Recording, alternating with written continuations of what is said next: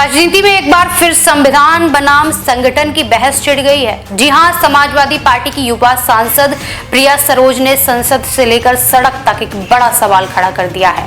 क्या देश की सरकारें संविधान से नहीं, पार्टी संगठन से इशारों से चल रही है? क्या सरकारें चुनाव के वक्त संविधान की बातें करती हैं लेकिन सत्ता में आने के बाद उसी संविधान को किनारे रख देती हैं? आइए आपको दिखाते हैं प्रिया सरोज का ये बड़ा बयान, जिसने सरकार की कार्यप्रणाली पर सवालों की बौछार कर दी है। हाँ, तो आप हमारे नाम पे ही कर दीजिए, फिर हम मंदिर के पास लगवा देंगे। नहीं, जो उसमें जगह आता है वहीं पे लगता है। जो जगह उसमें लिखा आता है ना, सेंट्रल गवर्नमेंट दिखती है कि कहाँ लिखा हो, किसके नाम पे, वहीं पे लगता है। अच्छा, तो आप हमको कुछ एडवाइस देंगी तो हम लेटर डालें इसके लिए? इसके मुझे देखना पड़ेगा, क्योंकि अभी तक तो मैंने किसी भी मंदिर मस्जिद में नहीं रखा है, क्योंकि वहाँ पे अलाउड ही नहीं हम लोग को लिखना। अच्छा, एक बार विधायक वाले एमपी लेट से पूछ ले इसमें क्या रूल है, क्योंकि एमपी रूल में तो नहीं लिख सकते हम लोग।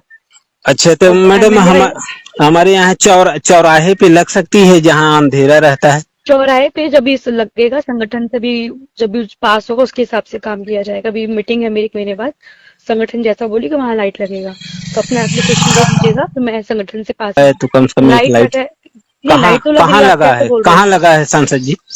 नहीं, तो आपको तो मतलब पता ही नहीं, आप शायद संगठन के भी कार्यकर्ता कभी घर पे आए नहीं, इसका मतलब अगर आपको आइडिया नहीं है तो सोशल मीडिया चेक नहीं करते हैं। नहीं, हम तो एक गांव के नागरिक हैं मैडम। अब हम संगठन से नहीं जुड़े हैं। अब हमारी समस्या है, आप सांसद हैं। आप संगठन से जुड़े नहीं, कभी घर पे नहीं आए, कब सोशल मीडिया पे देखे हैं, तो मैं आपको कैसे बताऊं कि मैंने कहाँ कहाँ काम किया है? अभी 500 रोड रिपेयर कराया एक साल में, शायद वो भी आपको नहीं पता होगा। और जहाँ जहाँ संगठन में बताया वहाँ लाइट लगा है।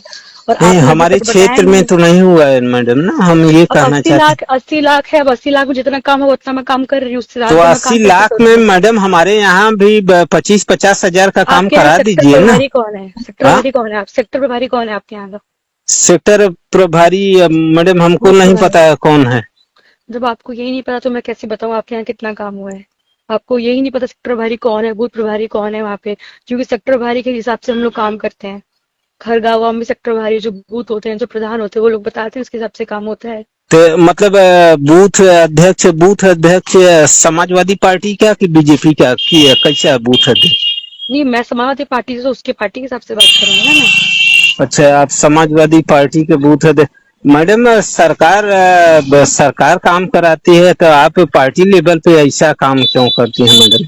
क्या मतलब? किसके लिए? मतलब हम यही कह रहे हैं कि आप तो सार्वजनिक क्षेत्र में आपको लग रहा है मैं काम नहीं करूँ तो आप जाइए भाजपा से काम करवा लीजिए, सिंपल क्लियर कट। आपको मेरी बात नहीं समझ में आ रही तो अपने जाइए भाजपा से काम करा लीजिए। तो आप अपने मन की व्यथा। लोकसभा में सधी हुई आवाज, लेकिन शब्दों में तख्ती तो देखिए। समाजवादी पार्टी की सांसद प्रिया सरोज ने सरकार पर तंज कसते हुए कहा, जब वोट की बात आती है तो संविधान याद आता है, लेकिन जब काम करने की बात आती है तो संगठन का एजेंडा चलाया जाता है।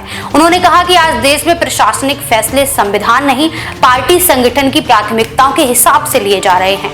प्रिया सरोज ने केंद्र सरकार पर निशाना साधते हुए यह भी कहा कि सरकार को अगर राम याद आते हैं तो संविधान क्यों नहीं।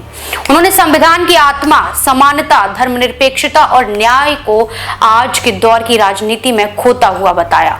इस बयान के बाद न सिर्फ संसद में हलचल मची, बल्कि सोशल मीडिया पर भी समर्थन और विरोध की बाढ़ आ गई।